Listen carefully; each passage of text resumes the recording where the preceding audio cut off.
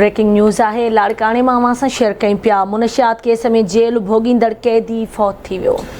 अफ़सोसनाक ख़बर तव्हां सां शेयर कयूं पिया। लाड़काने में मुनशियात केस में जेल भोगींदड़ कैदी फौत थी वियो आहे। कोयटा वासी मोहम्मद मुराद बिरोही सेंट्रल जेल लाड़काने में दिल जो दौरो पवण सबबि फौत थी वियो आहे। इहो मौक़ुफ़ जेल इंतज़ामिया ॾिनो आहे। ब्रेकिंग न्यूज़ तव्हां सां शेयर कयूं पिया।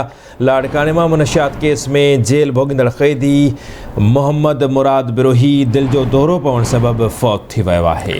ब्रेकिंग न्यूज़ है। अवां सां शेयर कयूं पिया। लाड़काने में मुनशियात केस में जेल भोगींदड़ कैदी फौत थी वियो। कोयटा वासी मोहम्मद मुराद बिरोही सेंट्रल जेल लाड़काने में दिल जो दौरो पवण सबबि फौत थी वियो। जेल इंतज़ामिया पारां इहो ॼाणायो वियो आहे। अवां खे अहम ख़बर ॾियूं पिया। लाड़काने मां जिते मुनशियात केस में जेल भोगींदड़ कैदी फौत थी वियो। हिकु भेरो ॿीहर ब्रेकिंग न्यूज़ तव्हां सां शेयर कयूं पिया।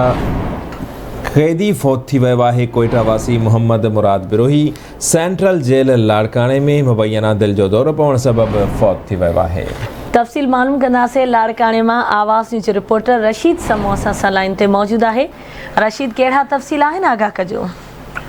जी बिल्कुल गदाला। मुनशियात केस में जेल भोगींदड़ उम्र कैद जो जेको कैदी आहे कोटिया वासी 80 साला मोहम्मद मुराद बलद नूर मोहम्मद बिरोही जेको आहे उहो लाड़कानो सेंट्रल जेल में मुबैना दिल जो दौरो पवण सबबि फौत थी वियो आहे, जंहिंजो लाश जेल जे सर्दखाने में रखियो वियो आहे। वारसनि खे अहिड़ो इतला ॾिनो आहे। उन जे हवाले सां जेल पुलिस सां असांजी राब्तो थियो आहे त उनजो चवणु आहे त मोहम्मद मुराद बिरोही अवामी पेट्रोल पंप रेलवे स्टेशन कोटिया वारे इलाइक़े जो रहवासी आहे, जंहिंखे 12 साल अॻु एक्साइज शिकारपुर पुलिस मुनशियात केस में गिरफ़्तार कयो हो ऐं 28 जून 2011 ते अदालत खेसि उम्र कैद जी सज़ा ॿुधाई हुई ऐं जेको 19 अक्टूबर 2017 ते के सखर सेंट्रल जेल मां लाड़कानो सेंट्रल जेल मुंतक़िल कयो वियो। अॼु दिल जो दौरो पवण सबबि फौत थी वियो आहे। अहिड़ो इतला पुलिस जो चवणु आहे जेल पुलिस जो त उन वारसनि खे ॾिनो आहे, जिन जे अचण बाद ई मजिस्ट्रेट जी मौजूदगीअ में लाश वारसनि हवाले कयो वेंदो। जी